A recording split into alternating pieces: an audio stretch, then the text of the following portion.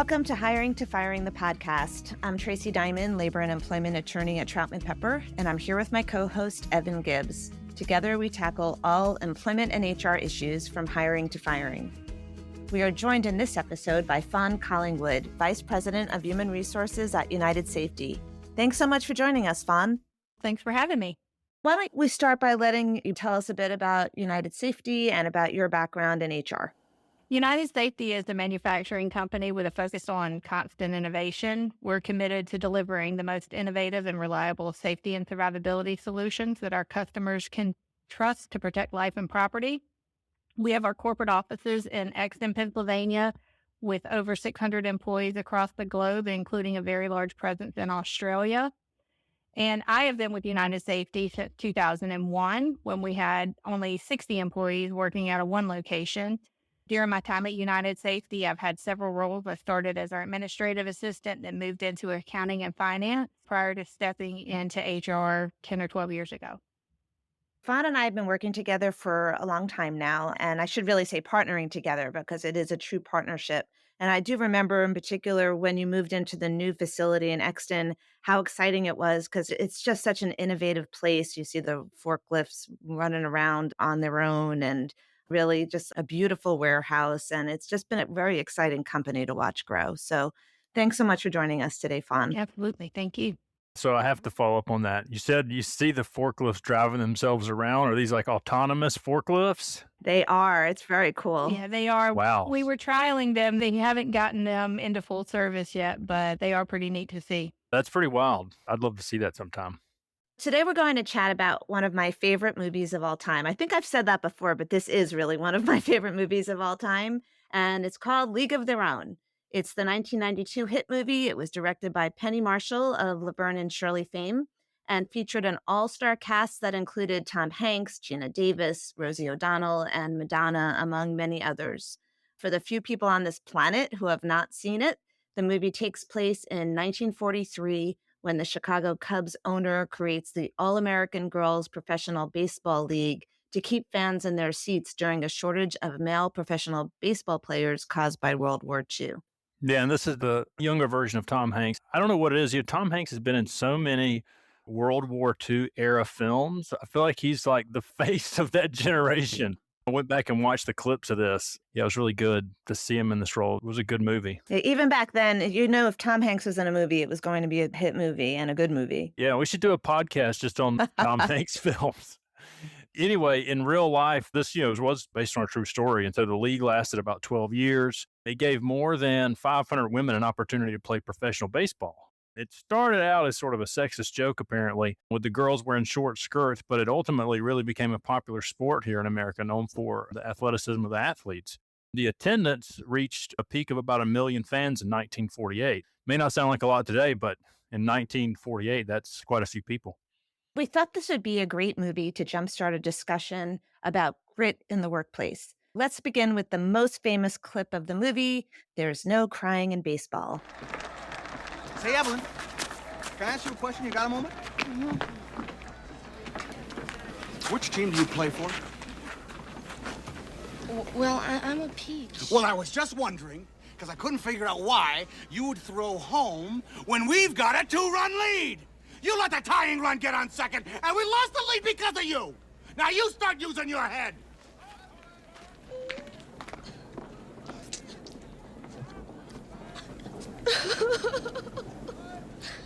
Are you crying? No. Are you crying?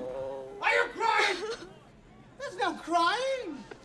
There's no crying in baseball. Why don't you leave her alone, Jimmy? Oh, you zip it, Doris. Rogers Hornsby was my manager, and he called me a talking pile of pig shit. And that was when my parents drove all the way down from Michigan to see me play the game. And did I cry? No! And you know why? No. Because there's no crying in baseball. There's no crying in baseball! No crying! What's the matter, Jimmy? What? She's crying, sir. Angela Duckworth, a psychologist, professor at University of Pennsylvania, and author of the popular book, Grit, The Power of Passion and Perseverance, has described grit as ferocious determination, the power to maintain your determination and motivation over long periods of time despite experiencing failure and adversity. I think this is a little bit of a you know it when you see it, because I know of people, including my daughter, frankly, who just are really gritty people. Angela Duckworth has measured grit on a grit scale that she created and found that workers, I think this is not surprising, but that workers with high levels of grit are able to focus their passion and commitment towards long-term goals despite challenges and setbacks along the way. Fawn, in your work, you recruit, you hire and manage many people. Do you see grit as an attribute that makes a good leader? I do. I think there will always be challenges in a workplace, and I think grit enables leaders and workers also, quite frankly, to overcome those challenges better, whether it's with a better attitude, whether they're doing it faster, or just with a more innovative mindset. And as a leader, particularly, exhibiting grit can play a more powerful role in the business success because employees often look to leaders and try and emulate that grit if they see it exhibited. So I think leaders really set the stage, and I think it's a fantastic attribute for them. What do you think makes someone, I like to say, gritty? Do you think it's a question of reframing the failures as a way to get around them or get over them? I'm curious to know what you both think in terms of what makes this personality trait. I do. I think that you can't really own your grit. You have to have an opportunity to face adversity to be able to know that you have that grit and to get it and harness it, really. I mean, you could have a life without a lot of challenges, and maybe you have that innate grit, but you don't know how to use it and may never know that you have it if you don't have an opportunity to really persevere. Yeah, where it comes from, I don't know. I mean, I think some people, I know we've all met folks like this that for whatever reason, something in their background or childhood or something, they develop a chip on their shoulder and it turns into grit over time.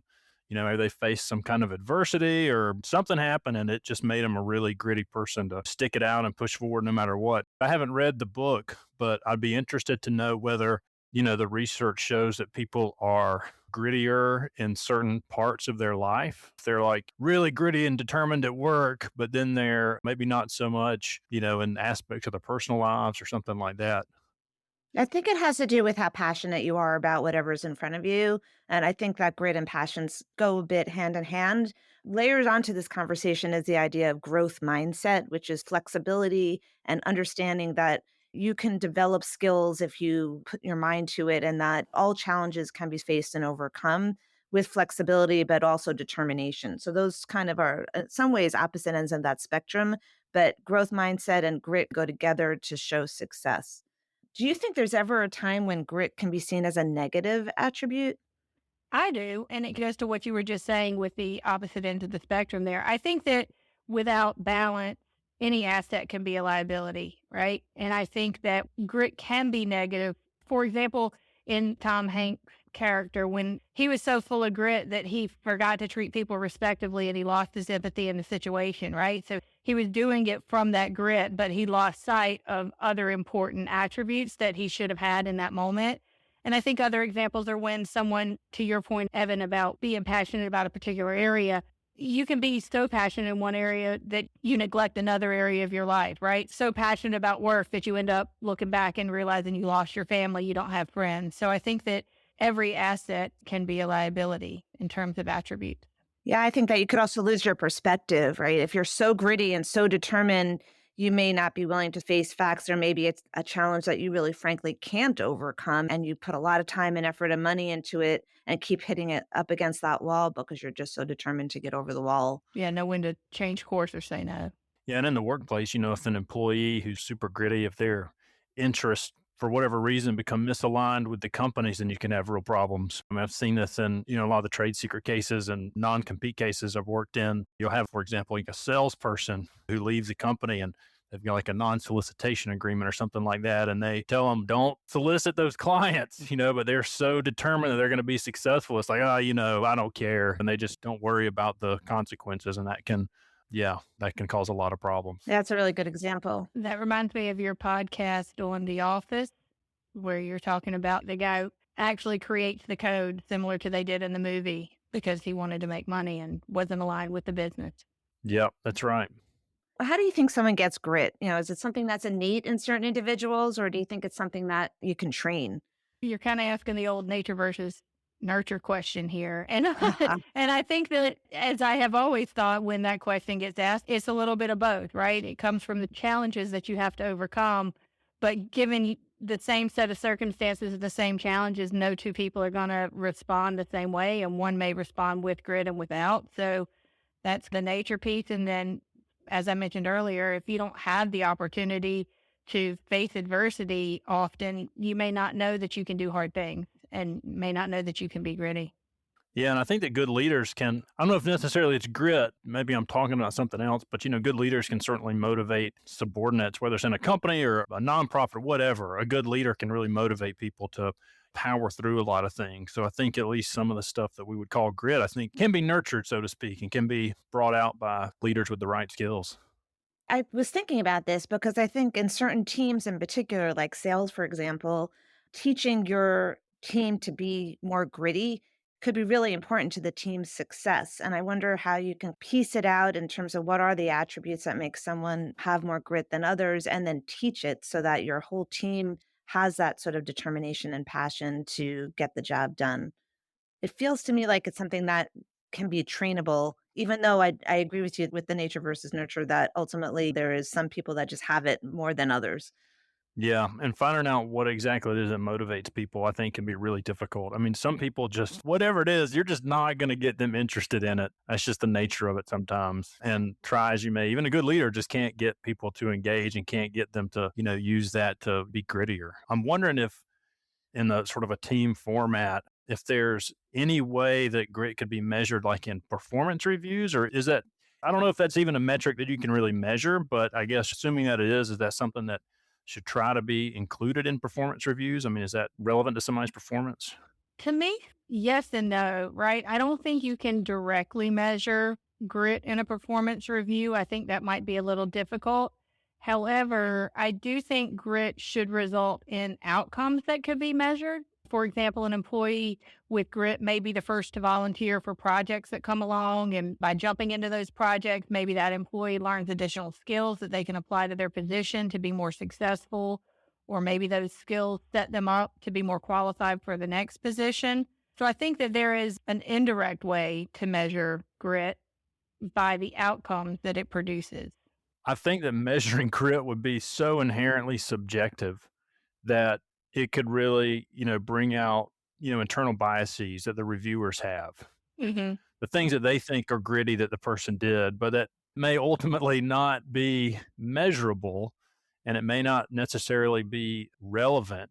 So I think you're right about really the output and the maybe more traditional sort of metrics that we would use may be more helpful, I guess, to measure that. I mean, I think you could certainly mention this to employees, I think recognize it, but maybe not tie, their raise to how gritty they're perceived. I think that this is actually illustrated with one of the clips that we have, and I'd like to play that now.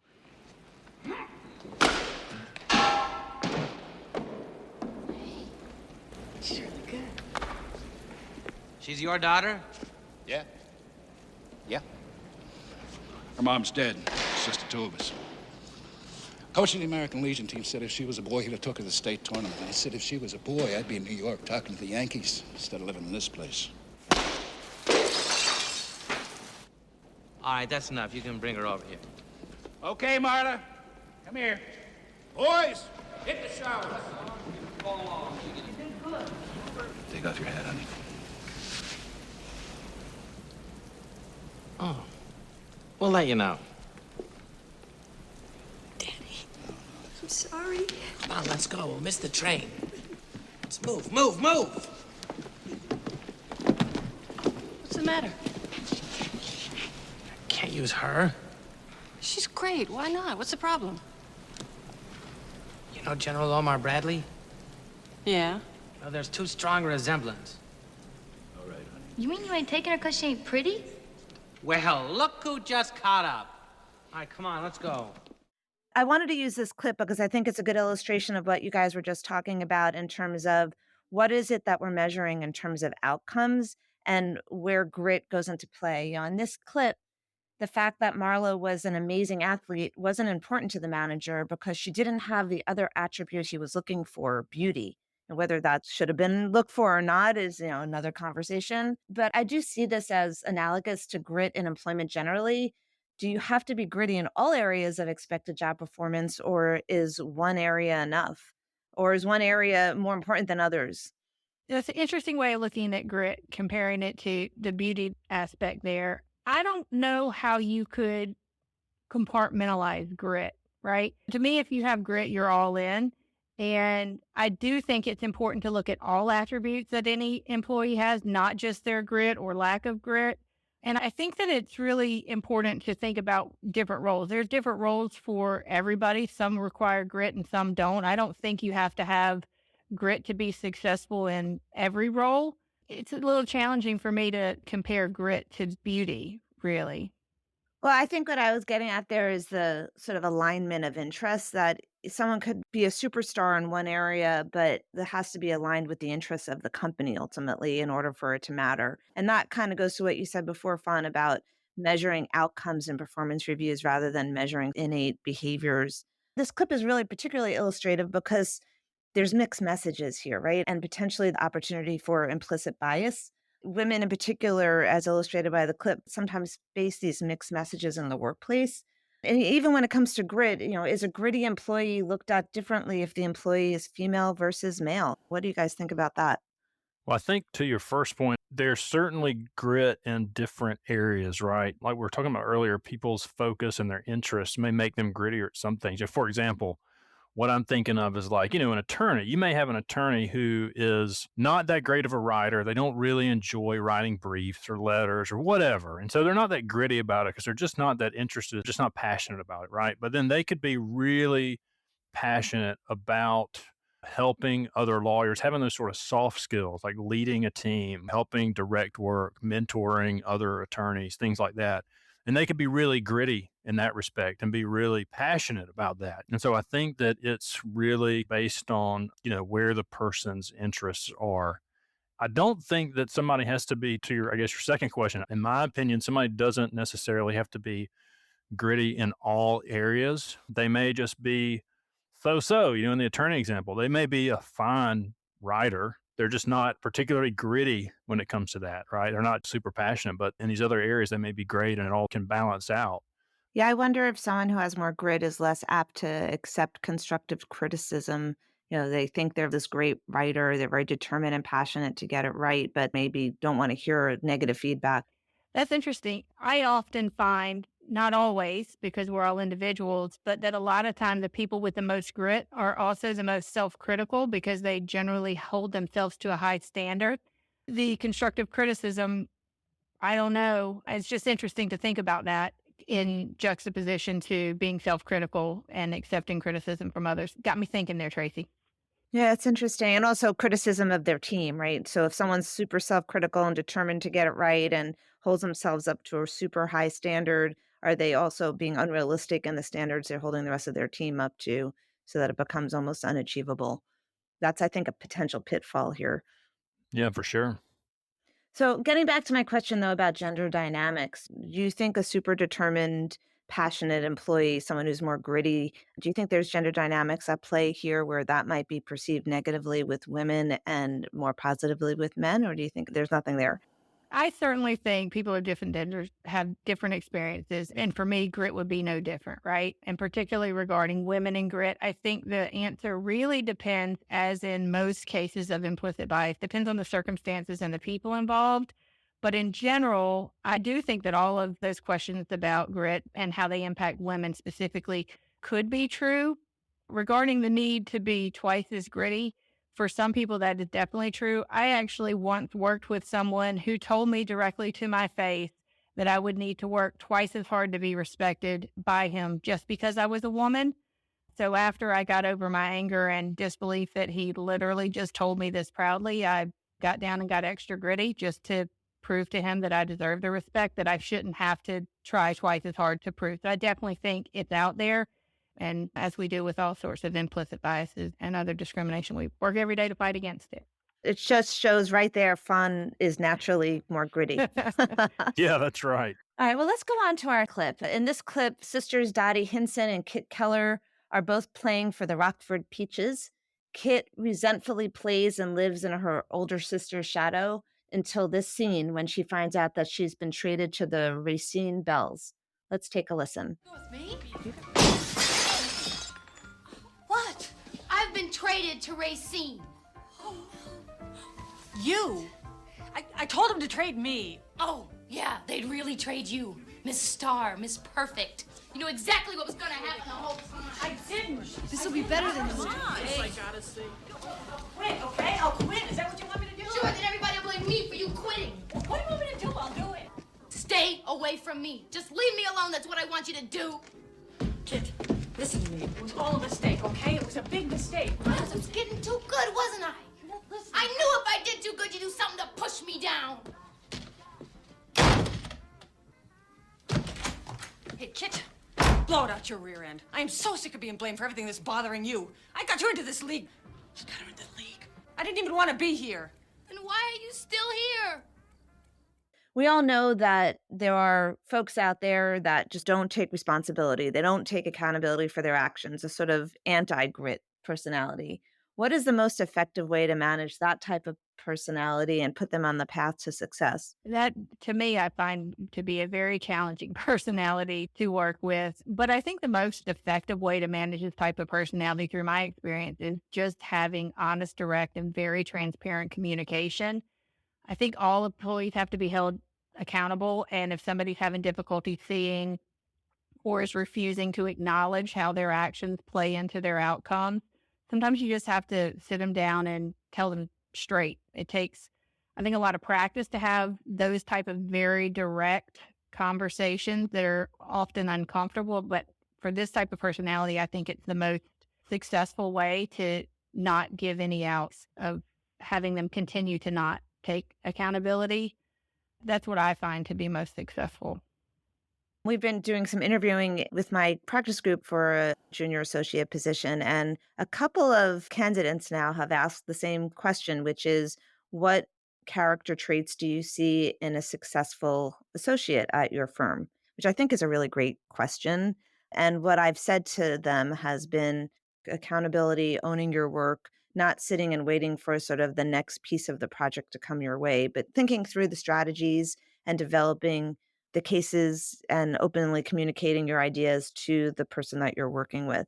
And I do think that is very much a trait that makes someone successful in most professional careers. I think it's very analogous to other careers, not just as an attorney. What do you think about that? Personally, I think that's a really great way to explain it. Something that's tied up in grit that we haven't really mentioned is initiative. People that, at least in my experience, that have grit also have initiative. That's so important in any job. And it's not that common of a trait. You often find people that just lack that initiative. Sometimes you can kind of coach that and bring that out, but not always, in my experience. Yeah, and I agree with that. And I think it's also important, whatever workplace it is, that you work to create an environment where people can be authentic and feel safe in owning all of their work, including their mistakes and their errors, right? Because if people do not have that safe space to be able to admit when they make mistakes, the company may be inadvertently helping people be less accountable. Yeah, it's really interesting. Let's talk a little bit about recruiting. So I know your team does a lot of recruiting as part of your role at United Safety Fund. Is grit something that you look for when you're recruiting for new hires? I think it is. I think grit is really helpful in any role. I think it's something good to try and find. It's not always something that you can easily ask. You can't just come out and say, hey, do you have grit? Right. But I think that if people have grit and if you ask the right questions, it becomes evident through their stories of their past work experiences that they do have the grit, right? If they're overcoming a very difficult project, the person with grit might be proudly and eagerly telling you about it rather than someone who doesn't have grit who mentions it as a frustration point of why they might be leaving an organization, for example. Sure, that makes a lot of sense. And I think active listening is so important when you're looking at candidates so that you could hear that, right? How did someone turn a failure into a positive versus just expressing it as a frustration point? I read somewhere that Angela Duckworth always asks the question, tell me the question I should ask you that's going to make me want to hire you. I think I would hate that question if someone asked me that No. question. That's a hard one to think through. That's a double negative. Right, right. It is an interesting question, though, because it highlights what personal traits the candidate values and whether they have a good understanding of the job they're applying for and what you're looking for in the candidate. So it turns the table on them. What's your favorite interview question, Fawn? I actually like that one too. I might have to steal it for all the reasons you said. I like it. One of my favorite interview questions is to ask the candidate what type of training their supervisor would say they could benefit from most. I like it because while it doesn't dig into grit, it does help you get insight into how self aware they are and also how open they are to continual learning, which is to me tied into the grit personality, right? And it generally catches people off guard, similar to the other question would catch somebody off guard. So it's an opportunity to see how they handle reacting in a situation that they're not prepared for, which is always good. And generally, people will ask about somebody's weakness and they're prepared for that. But in asking about the training that someone else would say they could benefit from, I think they give you a real skills based answer that really helps get insight in how it would apply to the role versus, oh, I'm so hardworking that I never leave. If you ask somebody's weakness, I think you get a more genuine answer and it catches people of all levels off guard. It's a great question because it will get right to the source of what the candidate thinks is their weakness, where they need more training, right? And also whether or not that weakness is something that you can work with. And if someone says they don't need any training, that tells you a lot about the person too. Yeah. Well, listen, this has been a really fun conversation about grit and also a little bit about authenticity. Maybe we should make that a subject matter of one of our future podcasts, Evan. Yeah, I like it. I appreciate everybody listening. Don't forget to tell us what you think, subscribe to our podcast, and also check out our blog, hiringtofiring.law. Thanks for listening, everybody.